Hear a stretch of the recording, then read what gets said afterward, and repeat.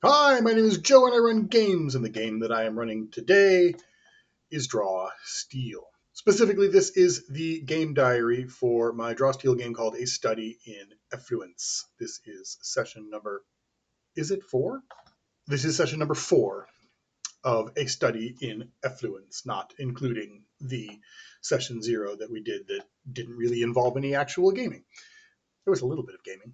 When last we left our heroes, they were outside of the red and white warrens with their brand new guide named Marcel, and he was going to lead them into the warrens to seek out the bread battle and do battle, hopefully, for the life of young Franco. How did that go? Let's draw steel.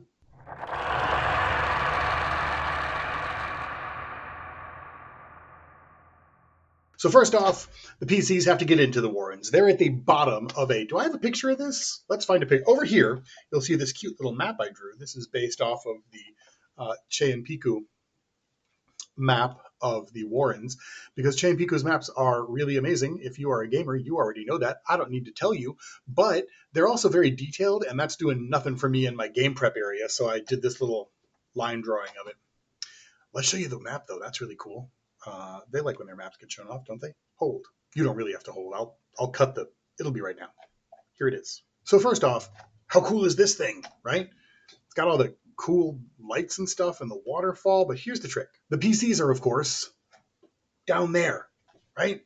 Way down here, where all the rocks and stuff and the bottom of the waterfall, and where they would like to get is, of course, up here. And in between where they are and where they want to be is multiple levels of rocks and also a whole waterfall. Not ideal for them. So they ask Marcel, hey, how do you guys get in there? And he's like, oh, we turn off the waterfall and then we climb up the ladder. And they're like, yeah, of course you do. Okay, fine. Yeah, that makes sense. How do we get in there? And he's like, oh, well, we could turn off the waterfall and climb up the ladder. But if we were to do that, it would stop the flow of water. The noise would stop. Everything changes inside. There's a big sort of reverb. The river starts to rise, and the bread battle will definitely know we're coming. So that's out. So instead, they're gonna hoof it. They're gonna climb up the outside of this thing, and I just made it a pretty basic challenge, right?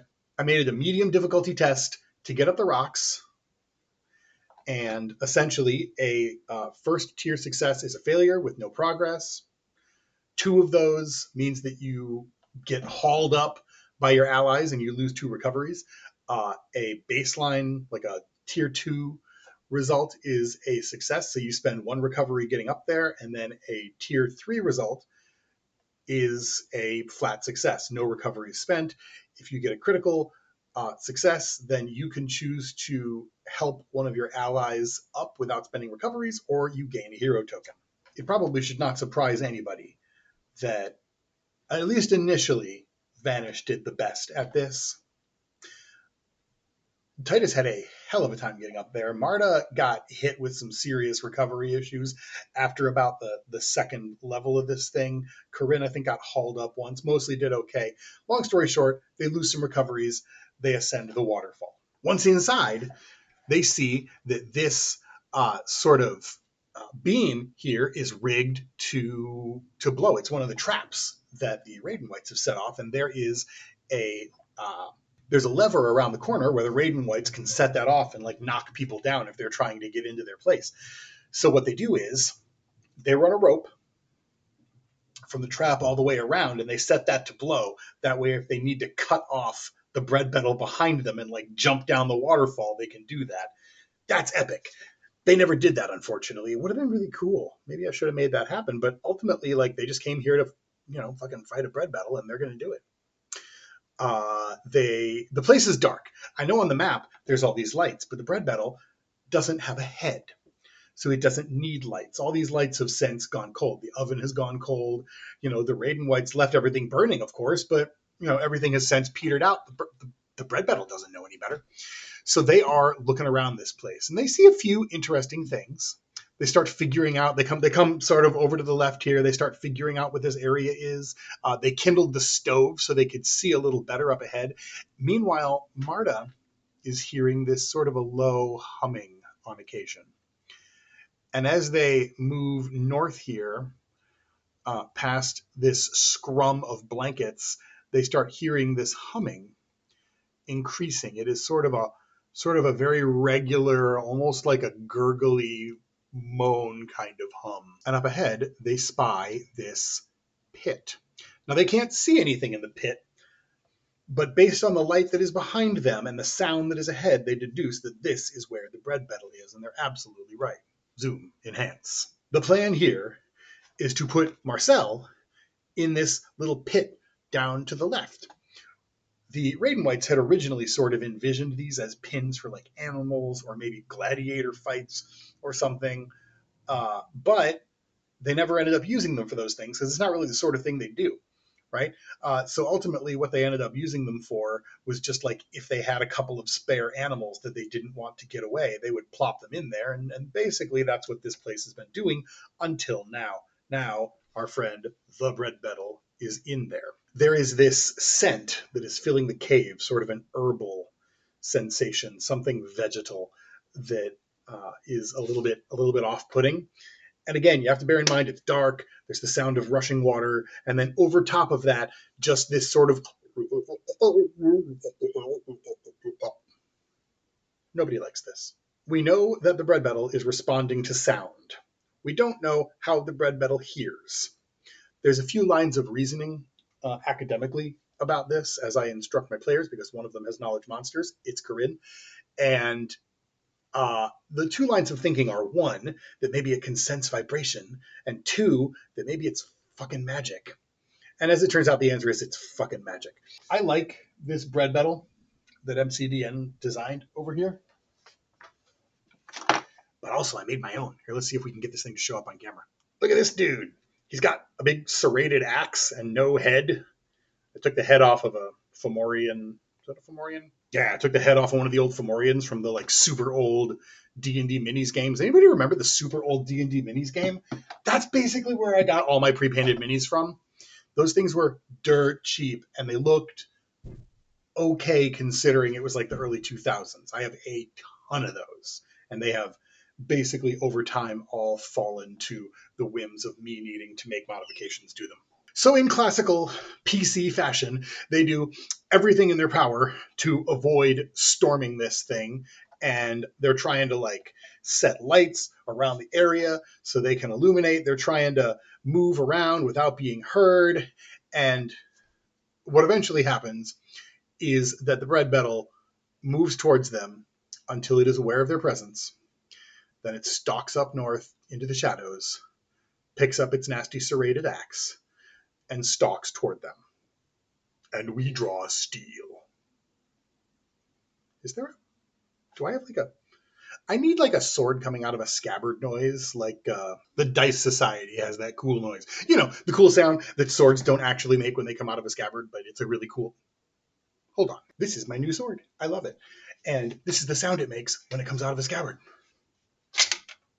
That's not like a shing shing. That's not a cool. It just went. Oh. However, and I'm just gonna. You're gonna have to put up with my aside. I'm swapping that one out for my practice sword because it's smaller. That's why it's a practice sword. Can you imagine how lame it would be in a movie if the good guy finally meets the bad guy and he draws his sword all dramatic and it's like lame. We should keep that noise. We just need to recognize that it's not a real sound that real swords make. Real swords just kind of go clankety clankety. Did you notice the new camera?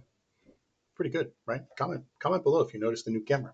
So again, there's a shadow power here called the setup. I want to read this power to you because this rocked me again. So setup works like this. This is not complicated, right?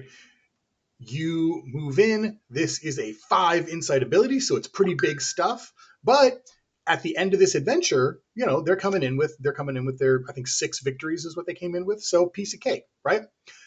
Vanish moves in and uses setup. And what that means is the target has damage weakness 5.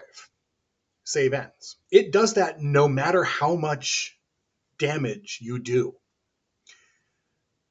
So, you do a little bit of damage, damage weakness 5. A lot of damage, damage weakness 5. So what that means is that every time the bread metal takes damage from one of the PCs, 5 extra damage. But also whenever it takes environmental damage, 5 extra damage. And you might have noticed here that it is surrounded by spikes in this pit. And here's the thing. This is the tactic that went for, I would say, half the fight, that worked pretty well. They weren't in the pit. The bread metal came to the edge. It's a giant. So it doesn't need to crawl out of the pit to attack them. It's just swinging its massive axe, right? Just swinging its massive axe here at the goodies. By the way, what icon am I even using for a thing with no head? All the little icons that I put up there are heads. I kind of used like an asterisk for it last time. Is that what I did this time? I don't know. Seems anticlimactic. Maybe I'll come up with a better. Let me know if I came up with a better icon. This thing jumps out at the PCs, and we are already making headway. Now, those of you who have been following my prep videos will know that I actually modified this bread metal just a little bit. Why did I do that? My PCs don't know the answer yet, so I'm not going to tell you, but you can go watch that video. I'll link it down below. Then you'll know too. But I just feel the need to point out that this bread metal has an ability called heady or not. Chef's kiss. No notes. I get off several executioner's swings on the PCs. I'm moving forward. Things are progressing. It's getting rocked by the spikes. It's getting rocked by the setup. But so far, we're just sort of in a sort of stalemate in the middle of this thing. And the PCs are pretty low on recoveries. So what's going to happen? Well, you may not know this, but bread metal itself, the word bread metal, is a reference to the Green Knight. Sir Gawain of the Green Knight. For those of you who are not huge fans of Arthurian legend or Dev Patel, get out. But let's assume you are fans of either Arthurian legend or Dev Patel, and you just haven't seen that particular movie or read that particular legend. The Green Knight challenges Sir Gawain to a duel, and that is exactly what the bread metal does, and that is what happens in this scenario. Initially, I think this thing's going to challenge Titus to a duel because Titus has the spear, Titus has the armor. He looks like the kind of guy you want to challenge to a duel. But Marta's been doing all the damage. Now, Marta is, I want to be clear here, and I cannot stress enough the degree to which Marta is dressed like a hausfrau. She's wearing a dress, she's wearing an apron, she's wearing sensible shoes. She bears no resemblance to an adventurer or a warrior the way this bread metal would be used to. But she is doing the majority of the damage. And I tried to challenge Titus at the table, and they were like, I don't see why it's not challenging Marta to a duel. She's been doing all the damage. And I'm like, you know what? Okay, you're absolutely right. Okay, it's Marta then. So Marta challenges the bread metal to a duel, and we roll off. This is an amazing mechanic. Okay. The bread metal challenges you, and the person who is challenged makes a might test. No additional modifiers. If you roll between a 12 and a 16, that is to say, if you roll average, you roll again. Because the purpose of this roll is you can either do badly or well. There is no middle ground on this roll. And it's a great mechanic, by the way. I would probably use it if I were going to do something like a joust. I might steal this mechanic for that. It's a great mechanic. So what happens here is that Marta makes a roll and rolls pretty low. And by pretty low, I mean like a 5, and is beheaded. Only she's not. Because, of course, Corinne is a talent, a chronopath, in fact. And so Corinne reaches back into time and is like, let's try that again.